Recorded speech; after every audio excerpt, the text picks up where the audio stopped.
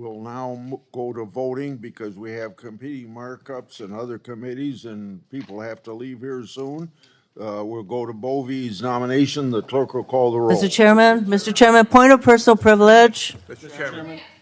Mr. Chairman, Point of according to personal- Rule 4 of the committee, we have the right to continue to debate this nomination. No.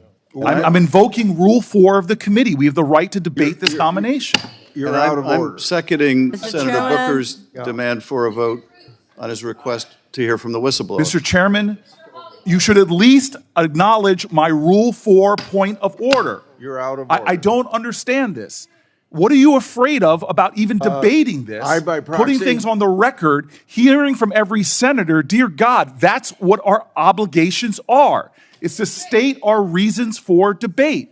At least address the Rule 4 point of order that we're calling. There's no need to rush this. What are we afraid of? We're not pressing for the 2-hour rule like you all did when you were in the minority. We're simply asking for a credible amount of time to air our concerns before the vote.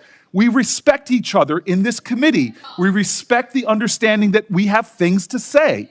But yet we're doing this in a way that makes no sense to me. And it makes no sense to me because we're not trying to do things like force the committee to close or force a 2-hour rule. This is about understanding that people on this side have a responsibility to state their issues. Mr. Sir, you could call me out of order because this is out of order.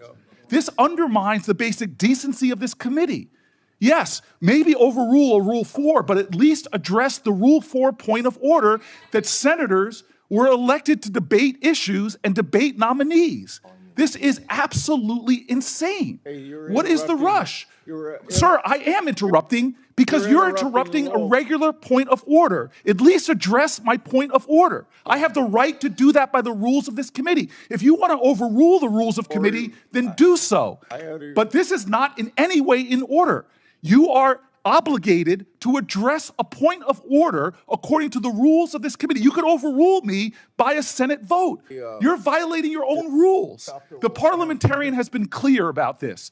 The parliamentarian has been clear. You could overrule the point of order I'm doing, but you have to follow the precedents and procedures of this committee. This is outrageous that you're not allowing senators to have their fair say before a controversial nominee is being done.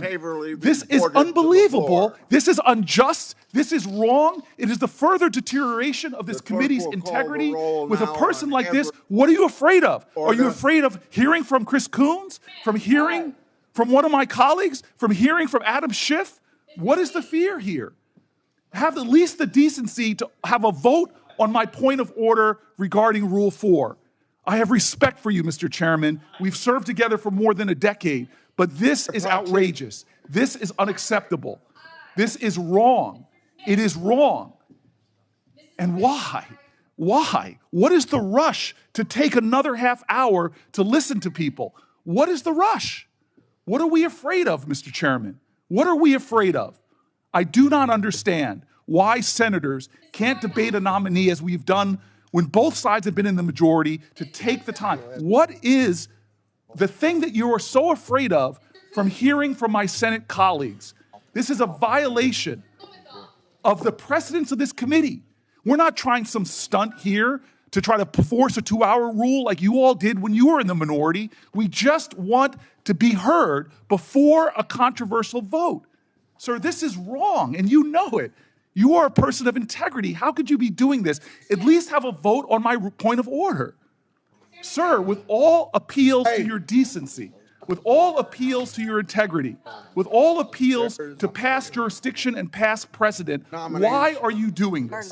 This is outrageous. This is a kangaroo court. That's what we have here, Mr. Chairman. This is wrong. To violate your own rules without going by the mandates of the parliamentarian.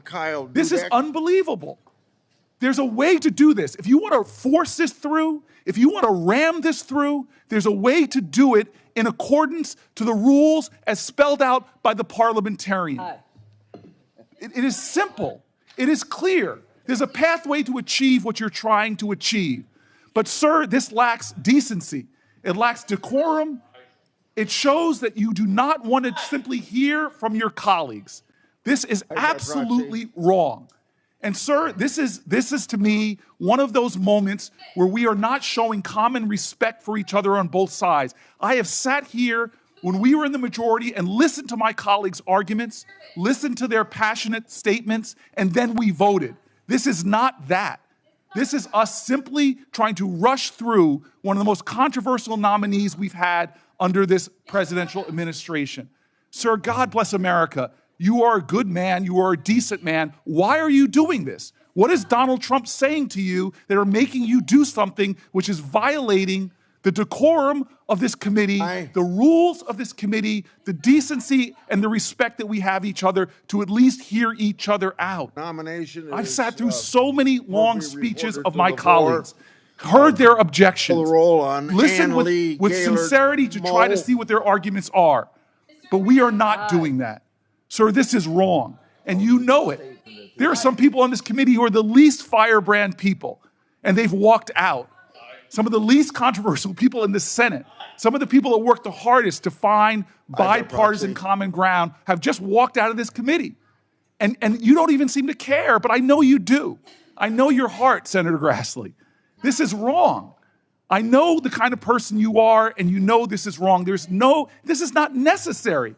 What is another half an hour to allow senators to be heard? It's what the Constitution mandates. It's the ideals of the United States Senate. The world's most deliberative body should take a decent amount of time to deliberate. But here we're not doing that. Here we are jamming this through with some sense of false urgency. It's one thing not to hear from whistleblowers. It's another thing not to hold another hearing.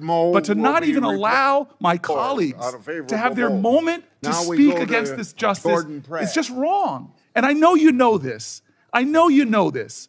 The only time this rule has ever been overturned by both parties was done when one minority was trying to pull some stunt to stop the committee from hearing. This is not that. This is not the 2-hour rule. This is a basic element of the ideals of this committee, sir. It is the basic understanding of having debate and deliberation. It's a basic understanding of we can listen to each other even if we disagree, that we should have time and space and a forum to listen. Sir, this is just wrong in every way.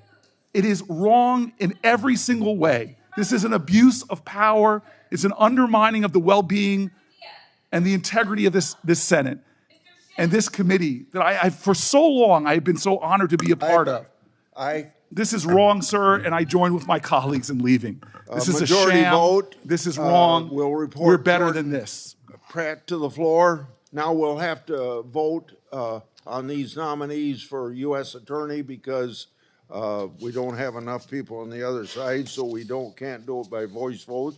So the clerk will call the roll on Kurt Alme.